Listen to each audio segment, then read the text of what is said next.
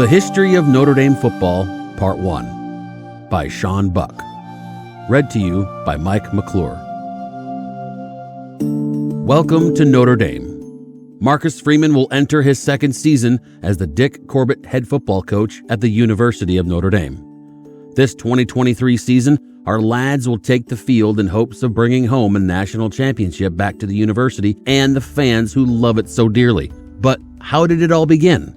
To answer that question, we must go back to 1887, before a team had been formed in South Bend. At the time, Michigan was the dominant program in the Midwest, some say the country. In search of a nearby annual opponent, the Michigan team traveled to South Bend to teach the game of football to our lads in hope of establishing a warm-up game for their squad. The Wolverines won the inaugural contest by a score of 8-0 and would continue to dominate the Irish in years that followed, until 1909. In 8 previous meetings, the Wolverines had beaten the Irish by a combined total of 121-10. In fact, the Irish only managed to score points in 2 previous matchups, both of which took place in 1888, having been shut out in all the other games.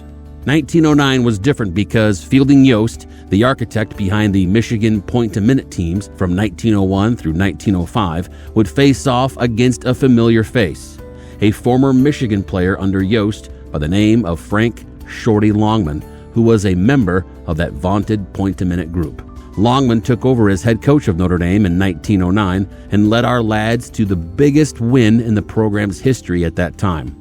It is also known as birthplace of the greatest game bestowed upon a team in the history of sports.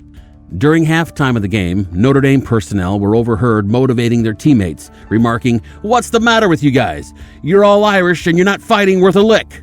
When the smoke cleared at the end of the game, Notre Dame had beaten the mighty Wolverine machine by a score of 11-3.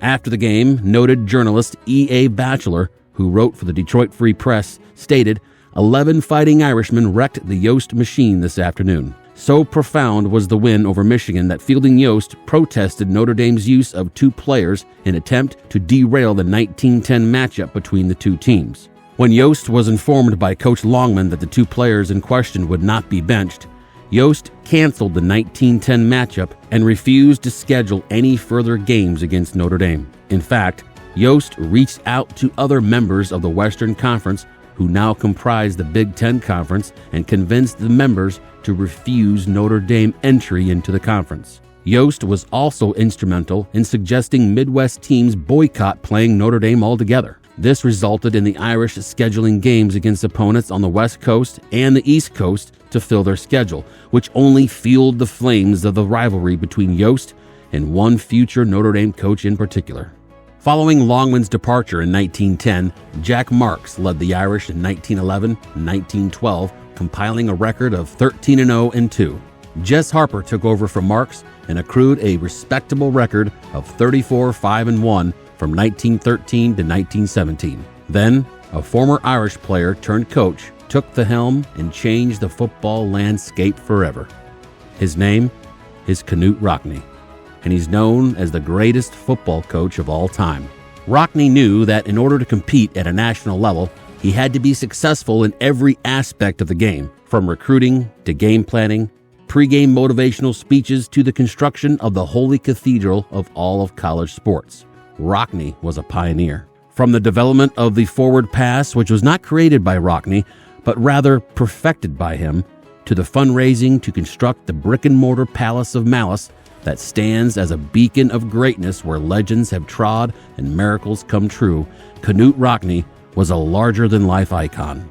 During his tenure as coach, Rockne posted a record of 105 wins, 12 losses, and 5 ties, winning 3 national championships in 1924, 1929, and 1930.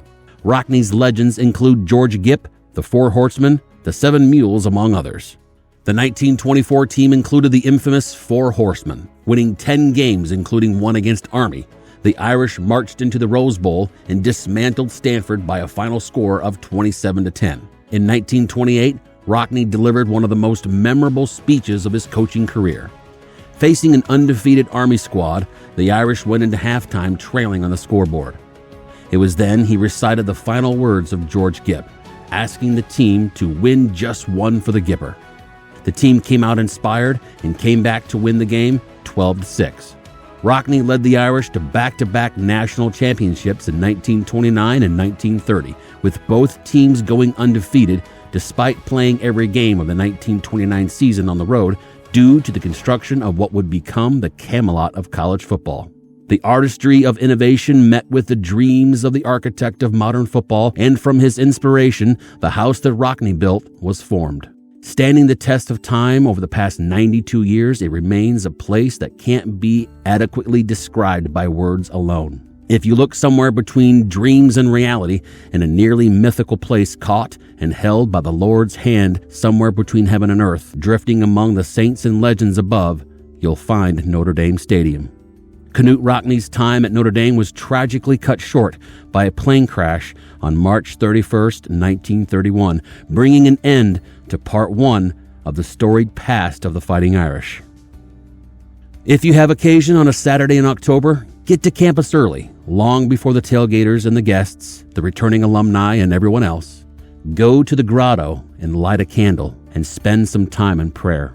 Walk among the autumnal masterpiece of colors, smells, and sights that will capture your mind as you feel your heartbeat racing with anticipation.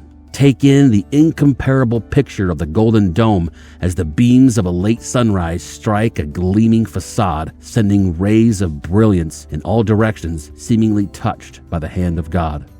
Soak in all the emotions as you walk near the statues of legends who have gone before, and listen to the echoes chanting her golden name. Lads and lasses, welcome to Notre Dame.